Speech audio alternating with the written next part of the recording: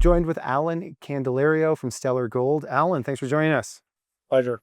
So, Allan, we're sitting here at a gold conference. The price of gold is hitting all-time highs, it seems like every day. I think that the last number I heard was 12 out of the last 13 days. You have committed your life to a gold company, at least at this point. What is going through your head when you think about the price of gold? What's going through my head is just currency debasement, not only the US dollar, but all currencies. There's too many debt in the balance sheets of governments across the world. And now it's time to pay the piper in a way. They're not unable to service their debt. And the only way for them to get out of it is to print as much money as they can. So that's what gold is telling us is there's the faith in the US dollar, the faith in Canadian dollar, the euro is dwindling. And now people are rushing to safe haven assets like gold, So, silver. so let's talk about Stellar Gold. We did a video on you guys not that long ago. You've taken the time to kind of help us understand the company a little bit better, which we really appreciated. But there's going to be people who are sitting down, they're watching our Beaver Creek playlist. They're completely unfamiliar with the company. Maybe give them a quick rural overview of the company. Stellar Gold is a leading Canadian developer. We have 3 assets in our portfolio, 2 large-scale projects. One, the Tower Gold project, which is our flagship in the Timmins mining camp. Kolomak Gold project is our large-scale, 1,000 square kilometers in Northwest Territories, where there's a lot of upside when it comes to exploration. And then going back to Timmins, Hollinger Tailings Project is an asset that we think can get us to cash flows sooner rather than later. So, Alan, something that recently came across my desk is that in the province of Ontario, there's now an expedited process for recovery processing to get faster permits that can happen. And I believe it is as little as 80 days if you hit every part of the application process perfectly.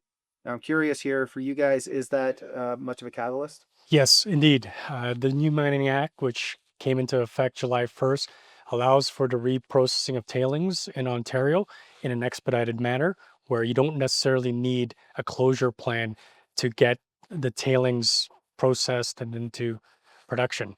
And for us, with our Hollinger Tailings Project, there's about 50 to 60 million tons of tailings grading at 0.4, 0.5 grams per ton that at current gold prices can make money, especially considering there are several mills nearby that have excess capacity and that could use mill feed from tailings like Hollinger. So let me ask about the Tower Gold project. I have some of the numbers in front of me here. At a $3,200 an ounce gold price, you're sitting at a 2.5 billion US dollar NPV5. What can you tell us about the project? Tower Gold Project is one of the largest undeveloped gold projects in Canada. It can produce close to 300,000 ounces a year annually over a 19-year mine life. And we just put out a PEA that, as you've described, show excellent economics. And because of its size, its scale, it's very levered to the gold price. So as gold price goes higher, the NPV and IRR go up higher on an exponential basis. What can you tell us about the development timeline there? With Tower, we put out a PEA, so we've actually kicked off some of the environmental baseline work that's needed to get our permits. We have about 2 years of baseline study ahead of us with the EA submission following that. So we believe that we can get permits in hand within 36 to 48 months. Between now and then, we're going to be working on advancing our Tower Gold project to pre-feasibility study to feasibility study. And by having both the study and the permits in hand, we'll be shovel ready. So something we got to ask here, especially because it's the first time we've chatted, is the share structure and significant investors. What can you tell us about that? Currently, we have a market cap of 150 million. We have close to 124 million shares outstanding. Our largest shareholder is Agnico Eagle. close to 10% ownership. We do have a strong institutional shareholder base. Roughly 52% of our shareholders are institutional shareholders from the likes of Franklin, GMT. Eric Sprott is also a big investor in our company. And management currently owns 2%. We're a new management team to the company, and we've been actively buying shares in the open market. I have to ask this question. I don't normally ask it, but I'm curious what your response is. I think that this is a very attractive looking company based on the resource potential, the tailings, and especially with that catalyst that we spoke about. But I look at the share price performance over the last year. You guys are up 9%, which I think most companies would be happy with in average conditions. But right now, 9% in this gold market doesn't really seem like the market's giving you guys much love. Why is that? I think a lot of it has to do with some legacy issues with the stock.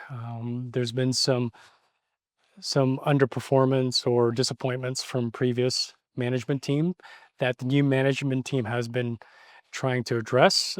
Specifically with the Tower Gold project, we've had to start from scratch when it comes to the resource estimate, the geological model, and the new mine plan. So we've spent the last year and a half with our heads down, technically de-risking the asset, with the culmination of it being the PEA that we put out earlier this year. Last question for you, Alan. If I'm an investor watching the story and I want to follow the timeline, what are those sort of events, timelines, milestones that I'm looking out for over the next year?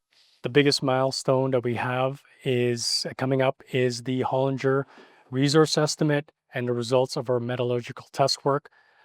That will basically give us an idea of how much gold there is and what grades there are in the Hollinger tailings and what are the recovery rates of the tailings. We think that could be a game-changing catalyst for the story, and it is due out in the second half of this year. So in a couple months. All right. Well, thanks very much for joining us today, Alan. Pleasure.